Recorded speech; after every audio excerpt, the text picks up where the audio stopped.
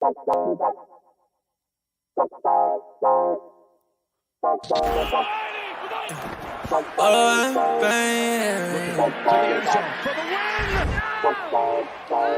what the fuck? Whoa! Yeah. Pain.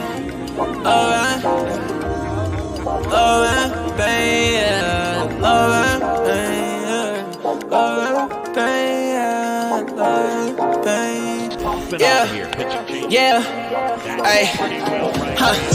I just wanna touch the top. Baby said that she in love and she don't love the lie. Been chillin' with all the bros, I've been above the spot. Shawty said that things change, well it does a lot. Hey, watching out the payment, man, the suds is high. Yeah, lost inside the heart, but it's emerging right. I've been out the way and I'm good. I can find my home. Everything I said it was is not. Yeah, Jamaica, how you layin'? Yeah, you ain't say no, what you saying, baby? I lost you, but who's paying? Don't know why you hit my phone, why you playing? Yeah, I can't handle it without the trusting. Yeah, I can see the top, I wanna touch it. Yeah, we been getting money, no discussion. Now I don't let the top of shorty always get the fussy. Yeah, hey, I like to cruise on it. Say she like the way I sound and how I groove on her. I been steady dodging bullets, how I move on her. But he talking out his neck and not a crew on her. Yeah, and I'm sliding. Shawty like the vibe, don't want the right to end. Yeah, to the nice end.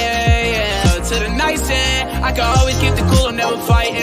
Man, I love was all the cake without the icing. Now I found new love, different pricing. And it won't cost my soul, no devices. Yeah, I ain't got a plan for it, I'm the man for it. Silver Brody couldn't stand for it, it's very important. I've been off the edge, I've been feeling the wind blowing. I can lose my head and my heart, but they been gone. I just hit the edge of stairs when it's dead time. I just lost promises, I regret mine. I just get a lot of love on the west side. I'm the GOAT, but I would never be the best guy. You might take me out of business like I'm Best Buy. Talk about the go to maybe soon, I know that's right. Yeah. Talk about the go to maybe soon, I know that's right. Thinking about the future, looking good and it's the best side. What's going on, people? Welcome back to a Ride the Tide Sports Podcast, Season 3, Episode 43. And we are hitting you with a Wednesday mid recap for the NFL. We got the NBA, we got the NHL, we got everything that you could want in the world of sports, hitting you with this midweek update for Ride the Tide Sports Podcast. And all four of the boys are here to bring it to you. We got McDilly, we got Luke, we got Tycho, and we got the Wanderer. How are we doing, fellas? Hey, we're doing good. This is something I've been looking forward to since I ain't done shit this week. So have you been doing good, Ty? No. Everyone else has been probably pretty good, but it's been a week. I'm saving everyone from also seeing my one red eye, one white eye. Thank you. Shout out Nick Ferrante. I know you don't watch the fucking podcast, but my eye's been red for like 3 days because of your ass. So thanks. But no, I'm feeling decent right now. So back on the grind tomorrow. How about everybody else? How's the week going? I've been doing too shabby. Just been a slow grind at work, but we're here. Hey, fucking send me a picture of this nice ass fucking pool this morning. Yeah, $2 million pool, and guess what? Someone fucked up the piping. Oh. Now they gotta recover like 75 pounds of refrigerant and repipe that bitch. Yeah. That's tough. I'm Jesse, good though. that's good. Ain't been up too much. He's been occasionally having some attitude, you know. Occasionally. But for the most part, he's still cool. He just, you know, sometimes he expects things that can't always be expected. Give me an example. Still no words yet, right? Still no words. So he's just giving you side eye. No. It's crazy. I'm like, hey, does he frown at you that much? She's like, no, he doesn't really frown at me. I'm like, wow, that's great. This nigga stays frowning at me like I'm doing something wrong. Oh, man. He'll have his pacifier and spit it out and then get sad with me. Like, I didn't take it. I didn't do that. You did that.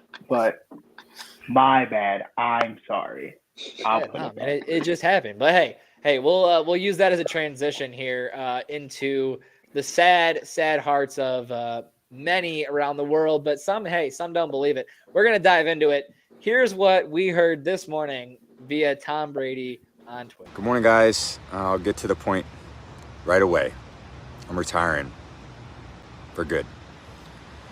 I know the process was a pretty big deal last time, so when I woke up this morning, I figured I'd just press record and let you guys know first. So I won't be long-winded. Like, you only get one super emotional retirement essay, and I used mine up last year. So really thank you guys so much, to every single one of you, for supporting me, my family, my friends, my teammates, my competitors. I could go on forever. There's too many. Thank you guys for allowing me to live my absolute dream. I wouldn't change a thing. Love you all.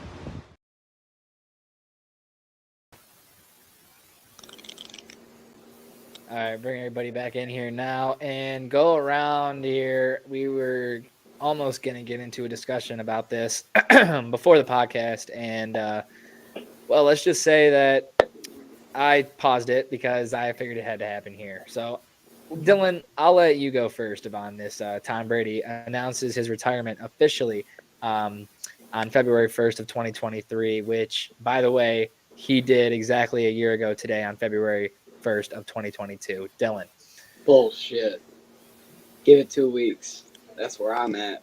I don't believe it. And the only reason why is because I don't want to put the dedication and the brain work and the stat digging and the power of everything that it takes in me to believe that he's going to retire like I did last year and then be bamboozled.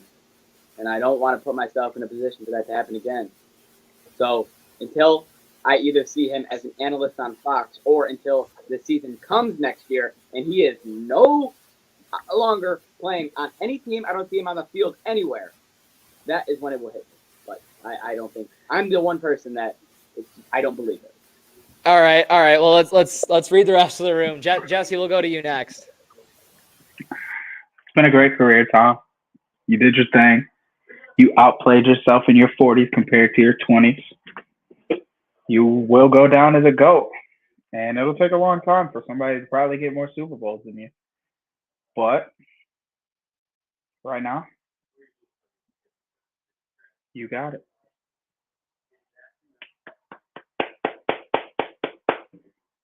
Glad you're gone, because there was no reason you should have played another season.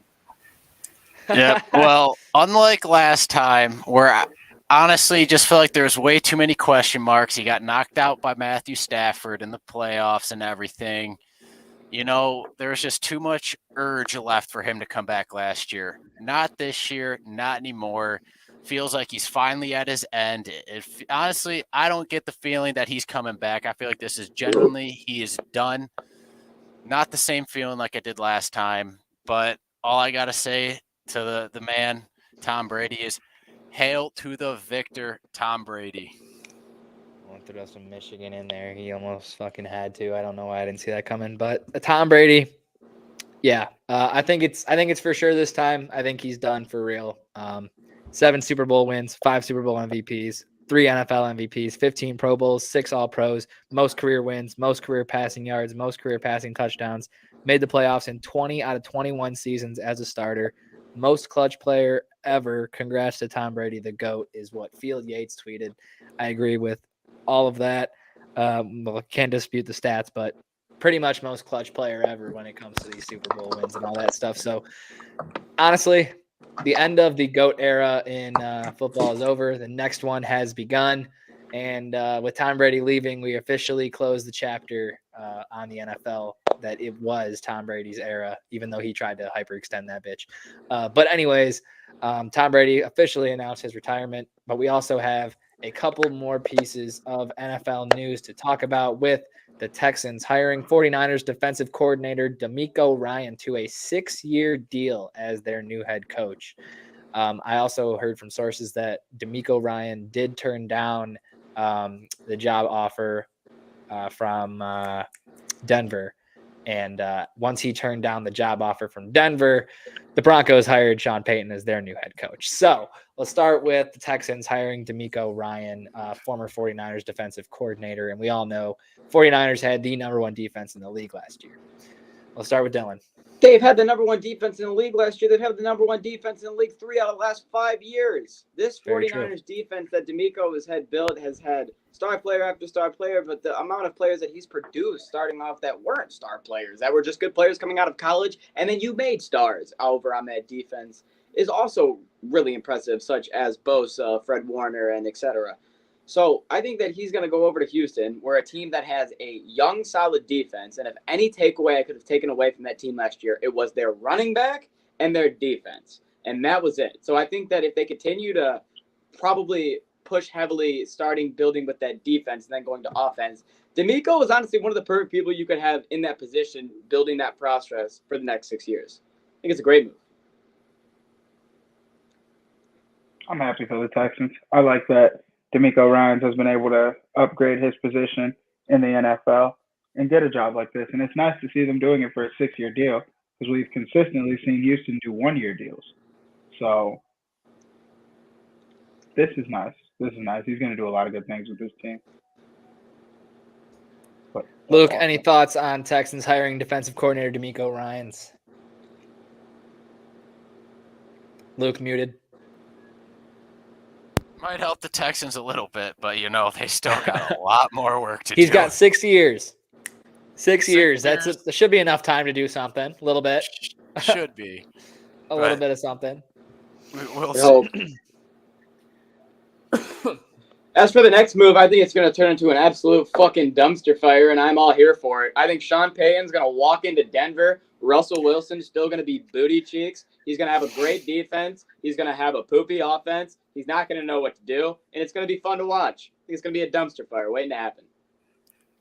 I don't know about that. Anyone also feel like it's going to be a dumpster fire? I don't No. because I felt like Russ was starting to connect with the offense finally, at least a little bit, towards the end of the season.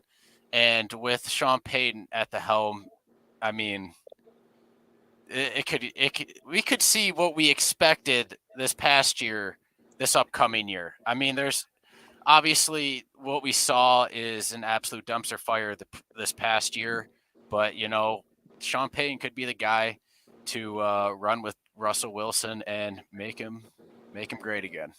I have to say that I feel the same way, only because the way that Russell plays is more similar to how Drew Brees' style of offense was. So I think that they could work something there.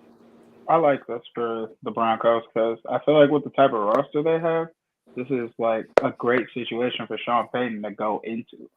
The only problem I have with this is what they gave up for a head coach. The Saints are 10 out of 10 in the recovery game. The Saints, they need to trade Alvin Kamara and just restart. Yeah, Dylan, you got the Saints recovery here. I thought that might be something that you're going to bring up for sure. Yeah, so what happened is the Saints gave up the 2023 first round and 2024 second round pick when they made their trade with Philadelphia last year to get the extra first. They got Chris Olave and Penning with it. They recouped both of those picks now with the trade, but there's a big difference. Their original pick, now with Philadelphia, is at number 10, and the pick that they just got is number 29. So the Saints not only recovered, hell of a but job. they pleased. Hell of a job. Yeah, absolutely. Hell of a job. They are a team that, from what I've just seen, it's hard to rebuild because I feel like, you know what? You can rebuild if you take Kamara out. Let me rephrase. They can rebuild quick. That's how I would put it. I feel like they're not going to be a team that for the next 5 to 7 years are going to be bad. They're going to be bad for 2-3 years. And that third year, you're going to be like, why are the Saints good again? That's what I'm getting the vibe of. Yeah, that seems to happen with good franchises. And the Saints, I mean, historically, pretty good franchise. So I can definitely see that happening. All right, let's get on to the 2 games that we had this past weekend. Let's see here. We're starting off with game number 1, NFL Championship weekend review. First up, we have San Francisco at Philadelphia. Look, this one was disgusting. All right, this is the score you get. This is the score you get when both the quarterbacks for one team go down. Yeah, Dylan, you want to go first? CMC should have played for a Wildcat. That's what I think. Guys, Did you see the one throw? Oh my God. I'm not going to come in here and be like, oh, well, playing with Josh Johnson, the O-line didn't block, so what was he going to do? There was no expectation for him to do shit. Brock came into the game. He wasn't going to throw. He couldn't throw. He lasted almost the first quarter. That was probably longer than he expected to. We got all the way from there. We have Kyle Shanahan, who anytime he gets to a big game moment, I know that they weren't going to win, but God, this man is stupid. First drive, you have a fourth down with Devontae Smith, he doesn't catch the ball. You don't throw the challenge right. That could set up the game. That happened. Purdy goes down, written on the fucking wall. Hey, not only that, but the very next drive, the Eagles challenge and win. Exactly, bro. Like, that game was absolutely horrible, and there was nothing they could do except maybe put McCaffrey in a wildcat a little more. Don't Williams wanted to just start throwing motherfuckers on the ground by the game was over. I mean, come on. Just go. I think the funniest part of this game is that, like, Jimmy G could have been X, could he not have? Correct. He reached his time where he could have been put on the active roster, and they chose to go with Johnson. And imagine if Jimmy G would have won in that game. He might have had a shot. Because it's Jimmy G. He knows the offense. And for some reason, that's one of the few quarterbacks they will block for. I think that it's hilarious that, like, Johnson ended up in that game and Brock Purdy got injured the way he got injured because there was a third-string tight end blocking Hassan Reddick. Like, that should have never been like that. I think they should have found out after the first one that wasn't working. That was not working. You would think. I'm gonna be honest though about this game. When watching, I know it was the first drive and everything, but watching them not challenge that close call with the catch, even though it was reviewed way after to be not a catch from Devontae Smith, but I had a really bad feeling in my gut that they were gonna lose the game for not challenging that because they got a touchdown off that. And what happens? Purdy goes in, suffers a massive injury to his throwing arm, to his elbow, can't throw the ball anymore. Then their backup QB goes in and gets a concussion. Now all they have is Purdy, who can't throw with his throwing arm. So where you got to go? You got to go to your best. Brutal. You got to go to your best defense in the league. And what do? Oh, they only let up 24 extra points after that. Well, okay, you can't blame them when their offense is barely on the field. The if defense is basically out there the entire game. Your offense has no quarterback. Your offense has no quarterback. So you're probably looking at what? Your best bet is a 17, 20-point game. I know you're looking at a Philadelphia offense. That's been almost unstoppable all year. I get that. But the only thing you have to work with is you do have the best defense in the NFL. Not anymore, because Philly does currently. But, Dylan, you got to hold them. You keep a defense out there long enough, they get tired and they get exhausted. And then next thing you know, they're giving up bigger and bigger and bigger plays, and the score keeps climbing and climbing with your offense not climbing the score with it. That is honestly exactly what should be expected with no QB, basically. Right. But what I'm saying is if you have no QB, how are you going to win the game? You got to go to the defense. The defense didn't do any favors is all I'm saying. If the defense is out there for majority of the game like they wouldn't be normally, they're not going to be as rested and producing as much as they should in a normal game. Actually, no. I did the research on this, Luke, and there was a LA Rams, both times that they played them, their defense was out there longer, and they won both of those games this year. So that wouldn't really make too much sense to me. Well, I mean, pretty sure they had a quarterback who could throw. No, they did, but what I'm saying is those were also high-scoring games. All right. Hold on. So I'm 99% positive. Let me just confirm here. Let me look it up. Dig it. San Francisco. Let me go to defense. How many total minutes? Where's the team stats? Where's defensive You also got to keep in mind in mind for the defense that they don't have an offense and they have to produce and make bigger plays. They're going to take way more risks than they probably would normally too. That's also true. And they were doing that with Wildcat. I don't know why they didn't make Debo quarterback at one point. Fuck it. What do you have to lose at that point? Debo's like, like, that is not in my contract. I feel like that's what came into play with seeing a lot more penalties coming from San Francisco's defense too, is because they're playing a lot riskier, have to make those tight calls, and can't play safe. Hey, I think they still were getting hoed. I got the stat tie if you. Oh, if I you still didn't get believe it. that too, but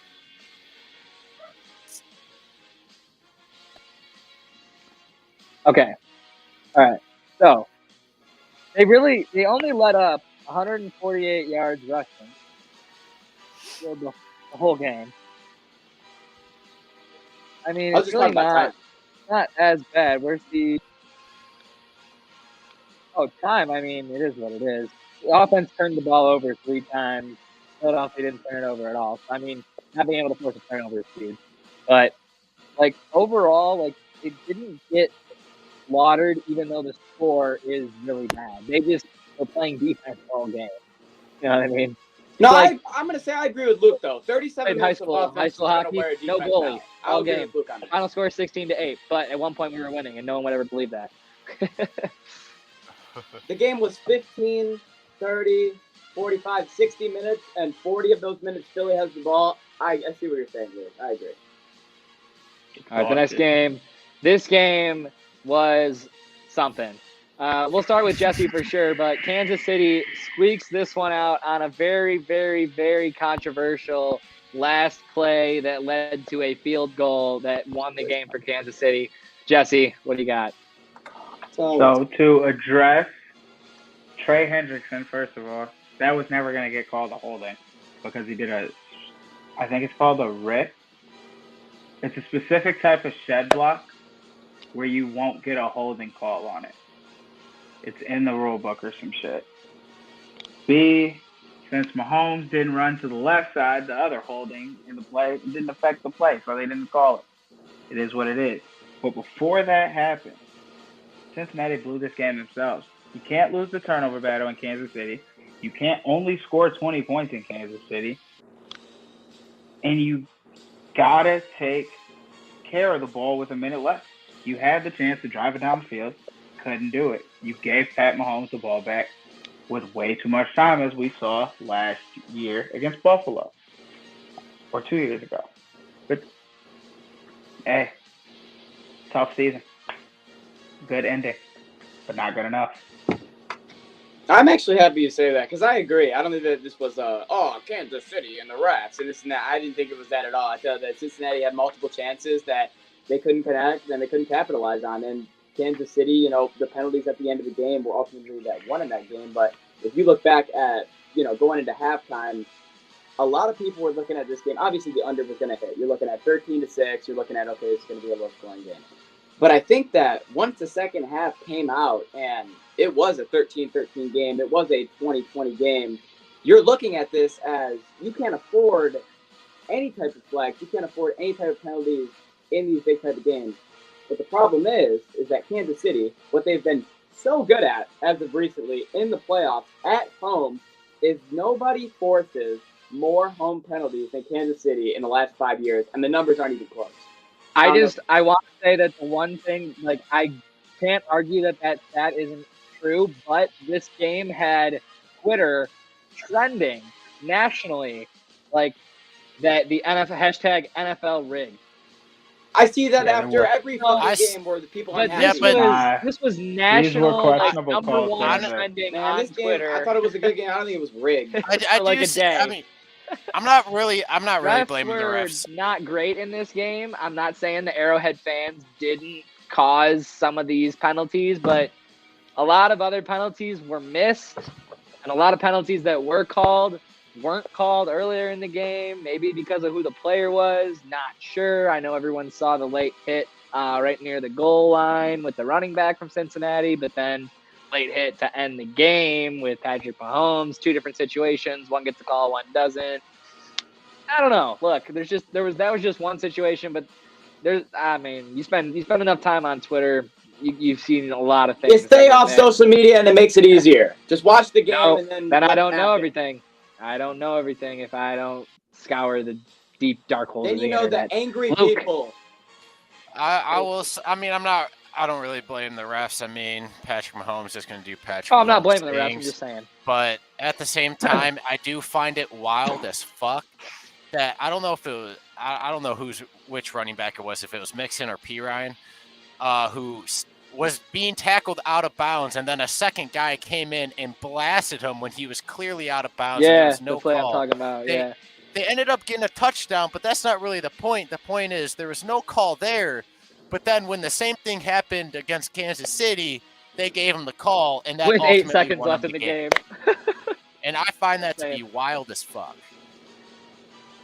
I think on something like that, especially when I don't know. I mean, I'm being that guy right now, but there's a camera angle from behind, like the quarterback, the camera that follows the quarterback.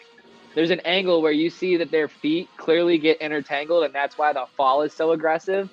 But from everyone's side angle, he shoves them with his right hand. But realistically, their feet are like this. There might have You're been a gonna little fall, bit of a flop from Mahomes too. And in my opinion, LeBron flops for rings too, man. It works. I don't know much about the NFL rules and everything, so I'm just gonna still say this point. They need to bring in a rule from hockey and add in a flag or a penalty for embellishment. Yes, I can Because totally get with that. If you're gonna act wild enough to look kind of dumb, flopping that hard, throw a flag for that too. Penalties get canceled. Boom. Move on with the game. I agree with that. Hey, Dylan, was there ever a rule put in college football after that one guy did the fake slide, running all the way for a touchdown? Yes, that rule was literally like immediately implemented this season. What's it called? Because that's like embellishment. Like you fake the slide. Like I know, but yes, that rule, Tyler, to answer your question, okay, yeah. it was immediately put in. I just didn't know if they considered if they just called that embellishment, but I don't know.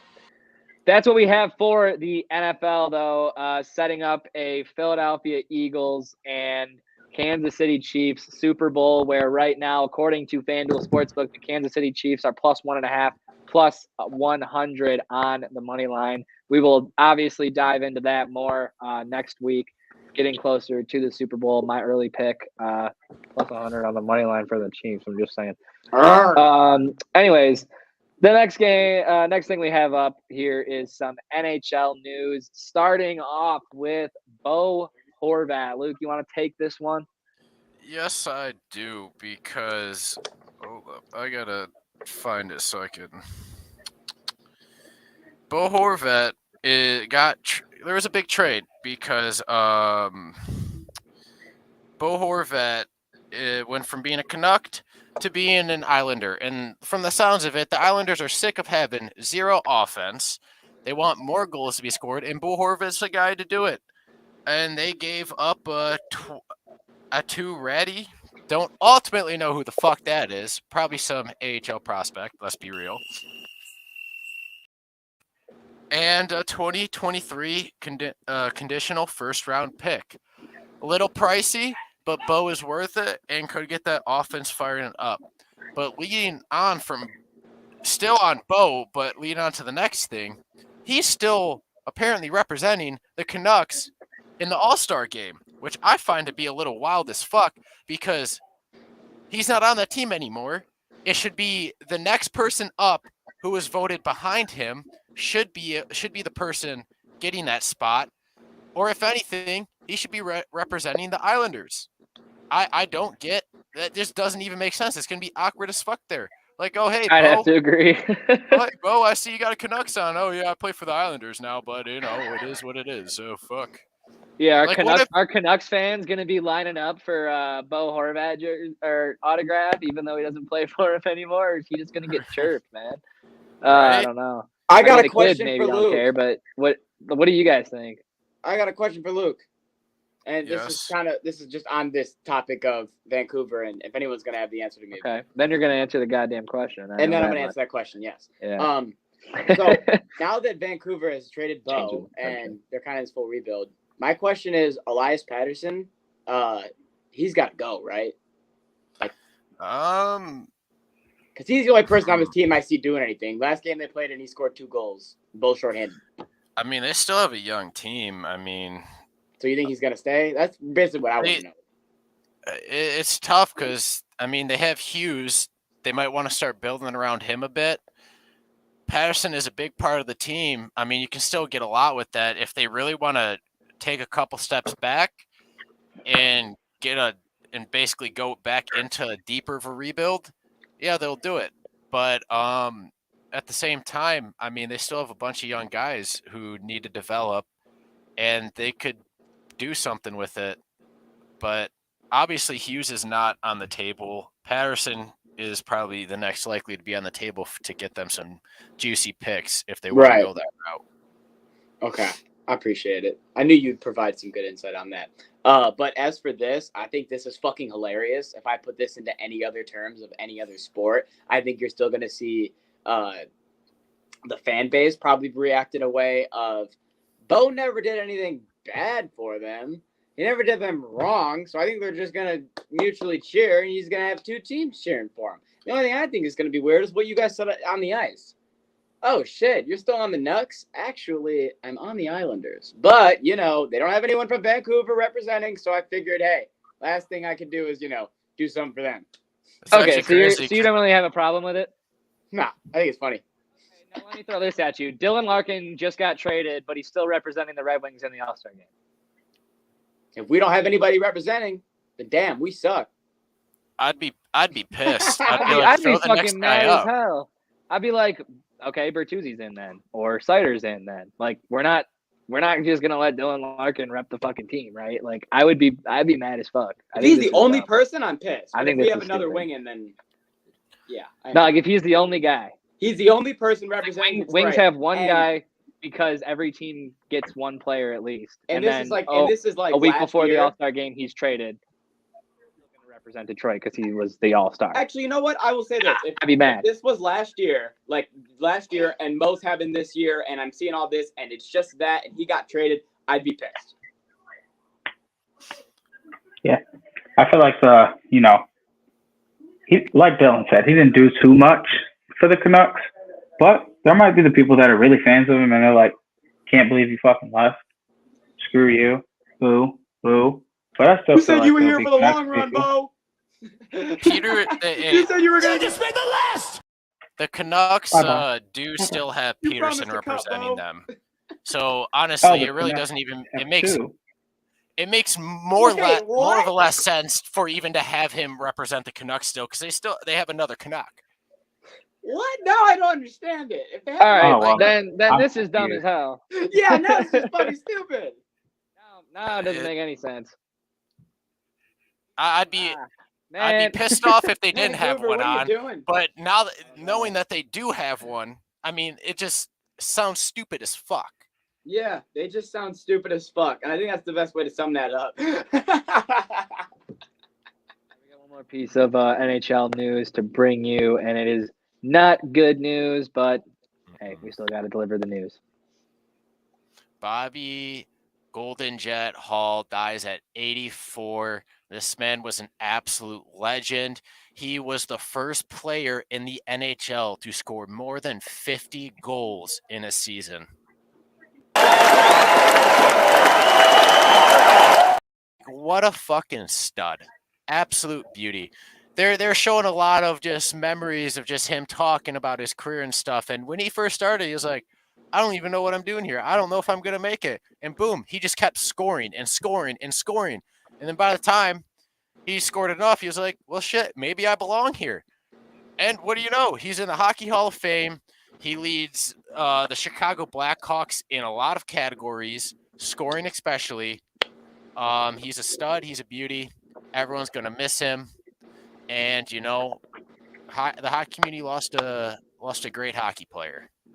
I agree, and I just want to throw these stats in here because I just typed up his name and these immediately popped up. This is insane. As of 2012, his 741 career goals is the fourth highest total in NHL history, and Hall was the third fastest behind Wayne Gretzky and Alex Ovechkin to reach 700 goals, doing so in 1,517 games. And the reason that he was named the Golden Jet was for his blonde hair racing through the wind as he skated down the ice.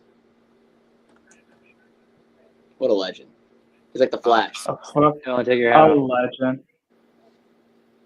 Boom. Golden Jet. Boom. Oh, no, you're not. Now you are. Got to be flowing in the wind. Got to be back. Wait. Oh my God, yes. Tell me there's a fan. Oh my God. You got two horns on your In honor. And your hair doesn't go back. It's not trained that way. You have a fan, damn it. Your hair will do it. Yeah, you know what? It probably will, but I don't have a fan in this room. Lou or Jesse, get your dreads to flop. You think I have enough fan? You think I have enough fan power for that? It's going to take a lot of fan. You need a real golden I took cat. the industrial fan with me. You need me to bring that over and just hold it there? All right. Next up, we have the picks. We'll be right back. Sports bettors, you need to download Sharps, the better social network. With Sharps mobile app, you can tailor your friends' bets with one click. See a bet you like? Just click the whale tail icon and boom, it will open in your corresponding sportsbook. Sharp securely connects to major sportsbooks like FanDuel, MGM, Caesars, and more, so you can not only track your bets, but share your bets in creative ways. So gather the gens, download Sharps for free, and join our fast-growing sports betting community. Ladies and gentlemen, it is now time for Ride the Tide Sports Podcast Picks of the Day.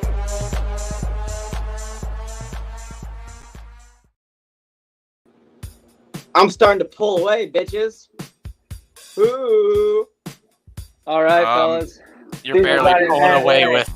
You're Just barely hockey. pulling away with one pick, like going 2-1, and then going 1-2, then going 2-1 a couple times. Barely. But I'm back on the winning record because I went 2-1 too. Unfortunately, Ty and Jesse went 1-2. The past puck luck picks, but we got some interesting picks today and for this next upcoming week because we have the All-Star Weekend. And for game number 1, we have the Central All-Stars going up against the Pacific All-Stars Saturday at 3 p.m. Eastern. Now, I usually give you the home and away record. That's going to change for this one because we have the overall record for each division. For the Central, they are 192, 167, and 37 with the 421 points overall. The Pacific, 198, 166, and 48 with 444 points overall. The Pacific has the better record overall than the Central. Who do you got? I'm going to Dylan. No, go to me last. I'm doing a bunch of research right now. Oh no, not putting me in first to catch the heat. Ooh, we're going in blind, baby. Taking All right, I'm good. I can save you. they Jeff. I have. can save you. I'll go. I'll save you. All right. No, He's already going. I'm going with the Pacific. Dylan. Don't ask All me right. why. I only see McJesus on one of these teams. I'm going with the Pacific. Well, I have a different reason, but I'm going with the Pacific as well. I did see that McDavid's on the roster, but we also have the Canuck controversy on this team, and I think that he's going to show out in the Canucks jersey. I'm going with the Pacific. You know, Oh, Elias is on this shit too. that's not too bad. But I know the Pacific they've been to overtime a bit more. They're a bit more experienced in the 3-on-3 ordeal. But at the same time, when we got the Dallas, Winnipeg, Minnesota, and Colorado going up here too. Nashville and the Blues. He wouldn't And dare my say boys, the Arizona. Yotes! How can I go against the Yotes? Come on, we are Clayton taking Keller, ladies and gentlemen. the Central for this one. All right. Puck Luck Picks game number 2, staying in the All-Star realm. Yes, we are, because we got the Metropolitan All-Stars going up against the Atlantic All-Stars Saturday at 4 p.m. Eastern. Overall record for the Metro is 204, 147, and 53 with 461 points. The Atlantic, 216, 144, and 39 with 471 overall points. Who do you got? As much as I would like to respect where Larkin lies, I'm gonna have to give this one to Metro. Oh, okay. Well, then I'm immediately going to take Atlantic. I like Buffalo. I like Detroit. I could probably swing Luke over on my side because Tampa's on You here. ain't swinging shit. I got my pick. So I'm going to take the Atlantic division.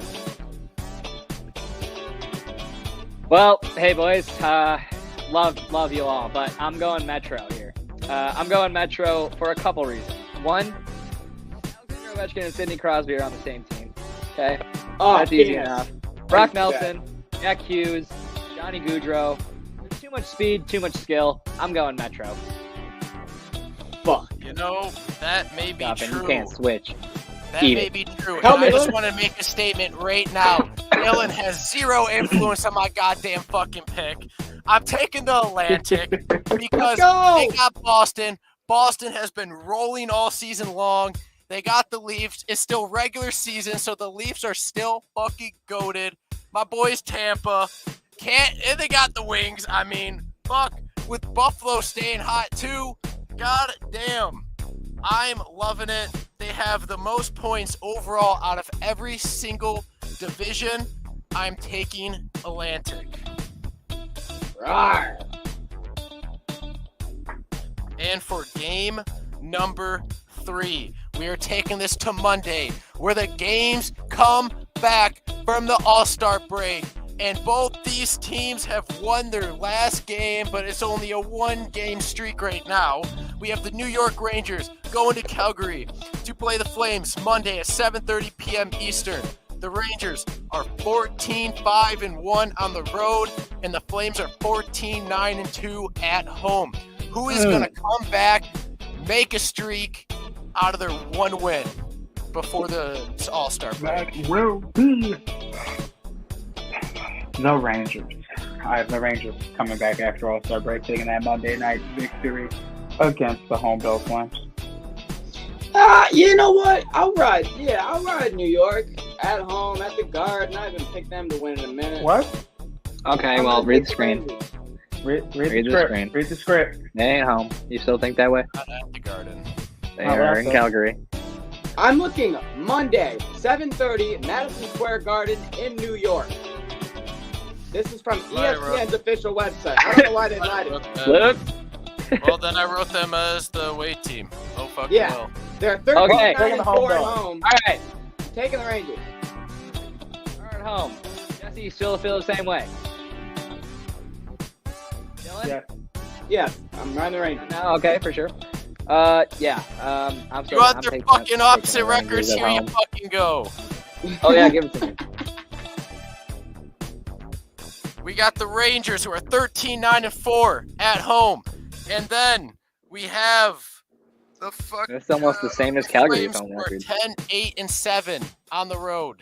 Give me New York. Yeah, I'll stick with my New York play. This might be sweet, maybe. I will be taking the Rangers as well. Yes, Because sir. the Flames are dogs. The Rangers are dogs. This is a coin toss in the air. This is definitely going to be a 1-goal hockey game. We might see overtime. Definitely going to be hitting the over in this one. I'm still taking the Rangers. Yeah, but All right.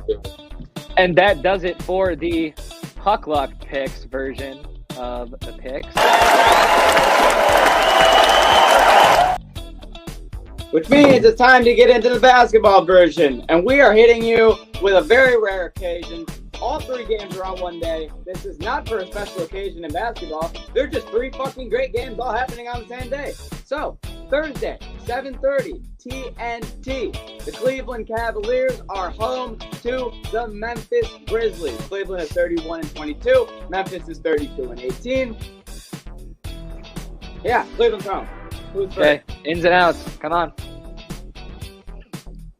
It's the only way I can bet on these goddamn games. I got the you. way- I got you. The way things have happened. For Memphis, John Cochner is not playing, and for Cleveland, there's no injured players. Damn, that's huge. Can't miss Big Cochner. So everyone's I playing. guess. Give me Memphis. I was gonna ride Memphis as well. Give me the boys. This is the only game without a spread. Big Chris. I will be taking Cleveland. I'm actually going to ride Luke on that, and consistently on this podcast, I'm going against Memphis. They keep losing, so I'm going to keep doing it. I'm going to take the Cavs. All right, let's see how much more riding Luke you're going to be doing. All right, next game. Next game, hey, I told you we're going to keep putting the Warriors in this shit until they keep getting a fucking bad team they play. 9 o'clock, Golden State Warriors versus the Denver Nuggets. Nuggets are 35-16. Warriors are 26-24. But the last 3 times on this podcast, we've had the Warriors against really good teams. The Warriors have won. So, Who's home? Nuggets. I'll start. I'm taking Golden State again. I'm going to ride the Warriors against Jokic. I think it's going to be a great game. As far as I'm looking at right now, there's no key injury that's going to stop this from happening besides Andre Iguodala. So I'm taking the Warriors on the road. All right, look, it's fairly simple. Fate of the universe on the line. Who's taking the shot, Dylan? The one guy that's not playing in this game. And if the fate of the game's on the line, no, I'm just kidding. No, I'm really just kidding. But I'm not going to take Golden State on this one. I'm going to have to fade Golden State, even though they are on a hot streak on the podcast right now. I'm fading it because I don't think they have the big bodies to compete with Jokic, who's probably going to drop a triple-double. So I might put some money on that. But I'm going to take Denver to win this one. Yeah, well, when one team's 23-4 at home and the other is fucking 7-18 on the road, I'm taking the 23-4 team. Give me. Don't make that mistake again, Luke. You said that for the Cavs and Warriors game, and it bit you in the butt. Don't make that mistake. Well, it bit me in the butt one game. It's done justice for me the entire season. Okay, just saying. I like those odds. I have no idea how to feel about this game. I've been contemplating it. So happy that I was last. I still don't have the truth answer because I don't know who's going to win this game. So, take the heat. What are you doing? Gone forever, Aaron Hernandez. you cut me off right when I went to say the Warriors. Right. Warriors. All right. To close this out, we have fact checking that everyone is healthy. Everybody's healthy. Oh, that's what makes this game good. Okay, I understand now. So, Bucks, Clippers. The spread is Milwaukee -5, but Giannis is not playing. Drew Holiday is playing. Chris Middleton is playing. Everybody else is playing on the Bucks team, and they are 21-5 at home. And only 6 of those games have been without Giannis. I'm pretty sure they only lost 1. So therefore, they are 6. I just gotta say and not do here. Clips +5. Luke. Oh, you're muted. Can't believe you have us gambling on a Bucks game with no Giannis. I don't care. I'm still taking the Bucks. Fuck it. I am. But still, why the hell wouldn't you start with the first games and you'd start with the last game? God damn it. I'm going to take the Clippers. Money line. I'm going to take the Bucks. I like that. I like that too. I just didn't have the nuts, so I'm not doing it. I'll take the +5. Even though I hate number 5 is basketball. Whole nother team. That 5 could be an extra free throw that I get, you know what I mean? Yeah. Fucking fouls at the end of the game. Exactly. I might Luke, you got money line or -5? Because I got -5. What do I say all the time, Dylan? You got money line. Sorry. Yes, sir. All right.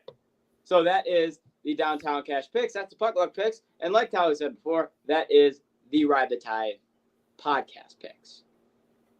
All right.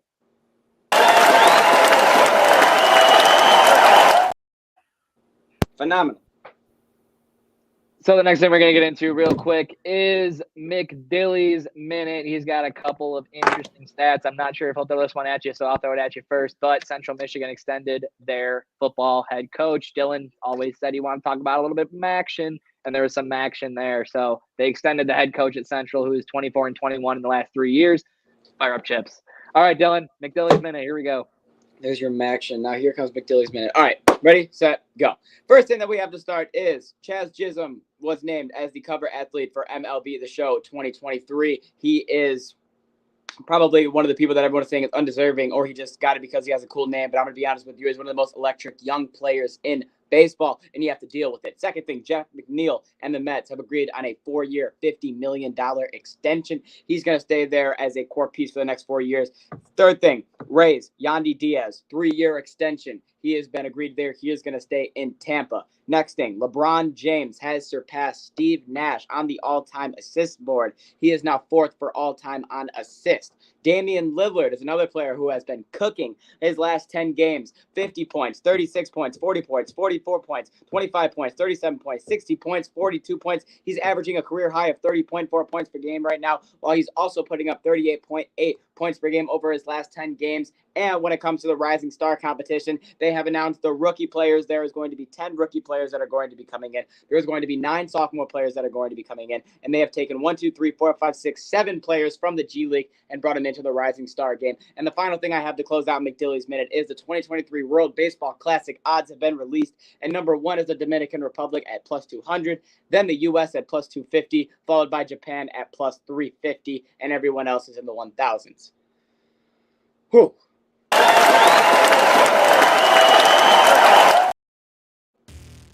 All right. Is that What's all? going on, guys? Tycho here, taking a quick break in the action to tell you about sixpackcoverage.com. You can go on there and check out all your favorite sports, finance, food and travel, fitness, and entertainment podcasts. They've got it all on there, as well as content from all of your favorite colleges, with more on the way and more added every day. So make sure you check that out, as well as the merchandise tab. Be sure to get all of your six-pack coverage gear at the merch tab there, with the hats, flags, all that good stuff. Make sure you guys check it out today, sixpackcoverage.com.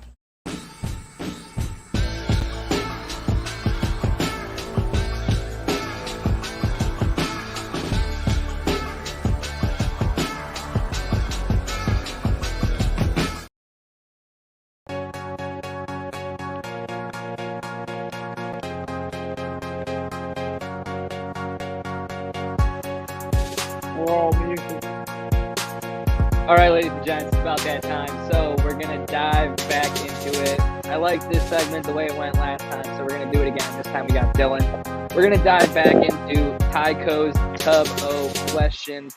Let me pull up the questions. I'll read them off, and then we discuss.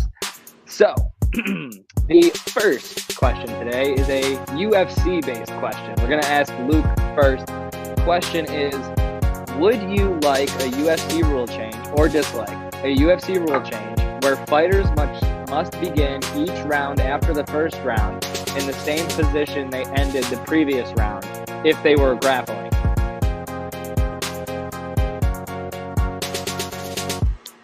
Muted, my friend.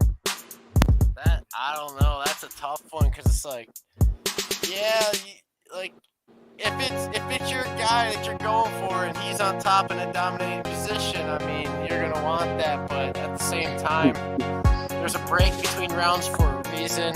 It's a little reset. If you're going to do that, you might as well just go the full length with it. Get rid of the rounds. Just make it a straight up fight the entire time. No breaks. Dylan, what do you think? Would you like to see them have to start the next round the way they finished the previous round? The reason for this is because it would give the fighters that, once they get on the ground in the final 2 minutes, they kind of know that if they finally last those 2 minutes that they're good. It would give them a little bit more incentive to not end on the ground. I get that, and I understand that, and I like that. But there's 2 reasons why I don't want it to happen. First off, bias. Oliveira would never have been champion. He would have lost this fucking... Let's just cut that right there. He would never have been champion. This shit would have never happened. This was fucking real. But looking into the future, I think a lot of the great fights that I've seen have been comeback fights of he was absolutely ground and pound and then grappled on the ground, and then immediately next round he came out there and started swinging 1-2, 1-2, and you wouldn't get those opportunities for those fights. You've pretty much taken those away because you're going to be starting them in the same position and I feel like you're taking away that factor of comeback fights, underdogs. I feel like you understand what I'm saying, and you're eliminating that, and I don't like that. It is eliminating a good amount, but I feel like I don't know. I think that'd be pretty interesting. I feel like for the stand people, we love it, but it does mess with the ground and pound. Tyler, I feel like you would hate it. Would you hate it? I would hate it so much. Because then those ground and pound fights that I absolutely despise never end. That's what I'm saying, bro. They would never get to get up. I couldn't do it. And I just want to go back. I just want to go back at my point, and Dylan proving my point. If it's your fighter and it's the guy you're going for, and he's the one in the shit spot, you're not gonna want that. Yeah, bro. You go and hit the next round, get in the break. Yeah, it's hard to watch. All right. We're going to go to Dylan for this next question. Question number 2. How interested are you in the NHL and NBA All-Star games this year? What is your interest level? Just as interested as I was last year. I'm going to watch both of them. I'm going to be entertained by both of them because I go into them with little expectations. Every year they try to do new things to entertain me, and sometimes they do and sometimes they flop. But a lot of the times the things that flop are just as much entertaining. But when it comes to the NBA All-Star game, I do want to point this point out there. I don't know if I'm going to watch the skills competition for the NBA this year. I don't know if I can do that this year. I know I was pretty much the only person, maybe Jesse, last year that was, kind of committed to watching it, and I didn't have fun. I didn't like it. It wasn't fun last year. It felt almost forced, and it just felt. I was annoyed most of the time. Sick of the All-Star games, especially for basketball, where it's like it's not much trying, and I just feel like it should be a bit more competitive. At least. It should be held at a higher standard. Like, I understand you don't want to get injured, but like your body, I'm talking crazy because I'm not an NBA player. I don't want to fucking take the NBA player, but your body can go up. You're not all Anthony Davis. I think it'd be made it more like NFC where you're playing, like home field advantage or home court advantage. Yeah. Eastern Conference wins it, they get it in the playoffs. Western Conference wins the All-Star game. Put a little meeting on it. Make it matter. Yeah, no, I mean, I don't even watch the NBA shit at all. Anyways, but, Then interest level in NHL. NHL. I mean, it's been swindling a lot. It was swindling a lot when it was just two teams. They had the Western All-Stars and the Eastern All-Stars. It was just one game with the skills competition. It was almost turning into what everyone else is talking about with the NBA, where there's just no defense, no one's trying. The scores get run up because, there's 8 million breakaways. I like what the NHL did a bit. I feel like it got a lot more people interested, including myself, when they switched to a threes tournament. So there's a little bit more trying, and I'm pretty sure they are playing for something, but I think it's more for a charity. Yeah, they win a cash prize that they, as a group, Pacific, Metropolitan, they all decide that they're going to donate to this charity with the money that they're winning. Yeah. So there's a lot, you see a lot more effort into there, but at the same time, the skills competition, it's just getting, I feel like it's just getting a bit much. Too many people are trying to do too many things, and honestly, I'd rather the All-Star game ultimately be limited to a lot more of the younger guys and the young superstars. Gives them a chance to show out and shine their skills a bit more, because everyone market themselves. Everyone knows that the top stars in the game, what they can do. Everyone's seen it time and time again. I mean, my interest in it has been swindling a lot, but the threes competition piqued my interest for a bit. All right, the next question we have up, it's actually, I thought of this question before this even happened, but would you, if you were starting off, you're in the womb, and God's like, you know what, you can pick what life you want. You get two different career paths. You either are LeBron James or Tom Brady. which career path do you want? Tom! What the fuck you mean? I want to go to a Super Bowl and know that every time I go into that Super Bowl, I'm pulling out a fucking dub. I can be LeBron and have my fucking 4 rings, but also know that I've lost 5 or 6 finals appearances. But if I'm Tom, if I know that every time I'm pulling out rings, and I had a hot fucking wife, the only thing that I really have to deal with is I have a stomach that likes to kiss me out of the mouth. Besides that, I'm happy, dog. Give me Tom. Anyways, Luke?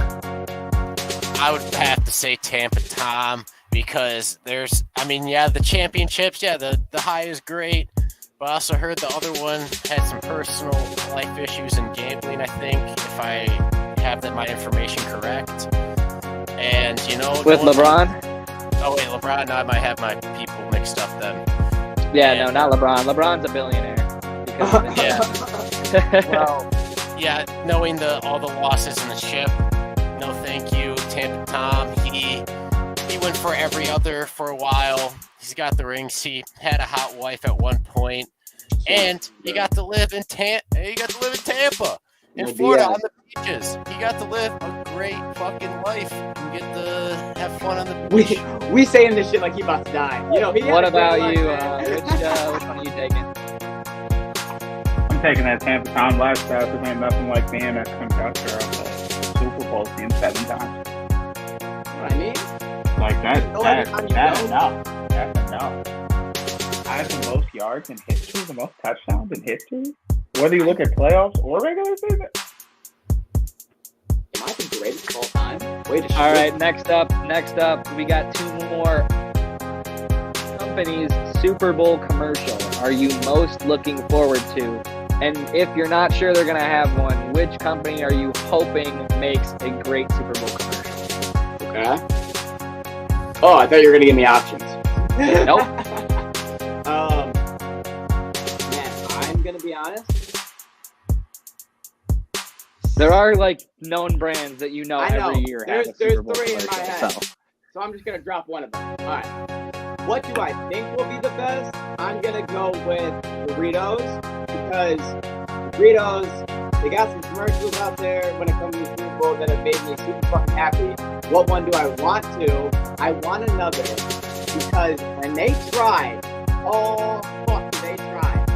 I want Bud Light to give me something, and I want them to give me all that they have into a Super Bowl commercial because when they try, like I just said, you get masterpieces from them. So, Doritos and Bud Light. Wow. Well, hey, let's go next. First time in 30 years, both Miller Lite and Coors Light still have a Super Bowl commercial. I know this is a fact. And there is a Marvel character that's going to be in the commercial, at least one of them. So I'm most looking forward to the Miller Lite, Coors Light commercials. Yeah, that's where I'm at. I also hope that, despite all the controversy, which is why I'm concerned that it won't happen, but M&M's, yes, commercial, you gotta have one. Luke? Yeah. Well, in support of the Miller, I would love to see that one. High expectations for that commercial. Excited to see that one. And I can side with Dylan on the Doritos too. I think I can remember some pretty good ones from them. Especially because they combine with Mountain. I was just about to say that. Yeah. Usually a duo. Yep. Yeah. Which means more budget money. Look, Jesse. I'm gonna need Doritos to come out with that heat. They do their thing, and they gotta continue to do their thing. We need to get another Doritos commercial. And B, personally, I need. Oh my God, it was just on the tip of my tongue. I'm so mad it just left my head like that. Oh, I'm gonna need to see a polar bear from Coca-Cola. I need to see a polar bear in a commercial. That's good. Hey, before I forget to honorable mention that I'm probably gonna have to see, and I think they've been building this up all year. The emu in a helicopter. They have been. They've been building it up all year. If there's not a Limu the emu auto insurance for whatever that company is, I can't even remember. if they don't have the emu in a helicopter for a Super Bowl commercial, and it's not like some badass rock music playing, I'm going to be upset. But if they do, you heard it here first. They've been talking about it. They got denied. We saw the last commercial. You know what? In the Super Bowl. I hope, because I have no idea. I hope I get to see a proper 12 commercial and a Kraken commercial. Let's see my two favorite liquors fucking surge with their commercials.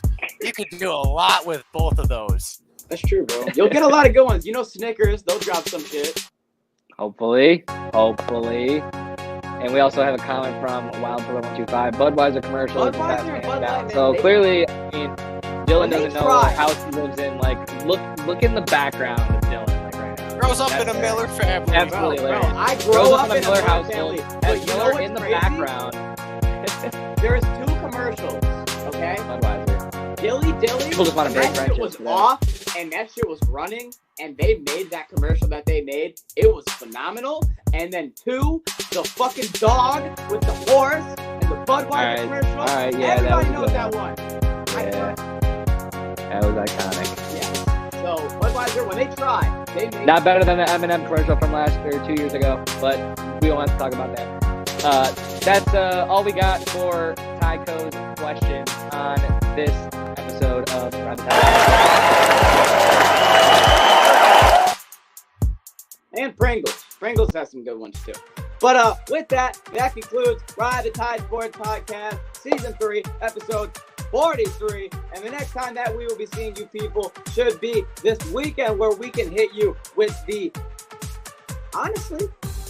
we're going to hit you with the fucking Super Bowl probably predictions. We're going to hit you with everything you need to know for UFC. And if you want to know what else we're going to tell you, how about you just come into the podcast and find the fuck out. Now, if you want to know where you can get it, that's at Ride the Tide 586 on Twitter and at Instagram. That's at Ride the Tide Sports Podcast at Twitch and on YouTube. Go to the Sharps Betting app for the people. Go follow on the App Store at Sharps Betting app. You can download that shit immediately if you want some six-pack coverage, extra podcasts, if you want to see some more of us, or if you want some merchandise of that at sixpackcoverage.com. Thank you guys for watching very much. I am McDilly. Have a great fucking night. Peace!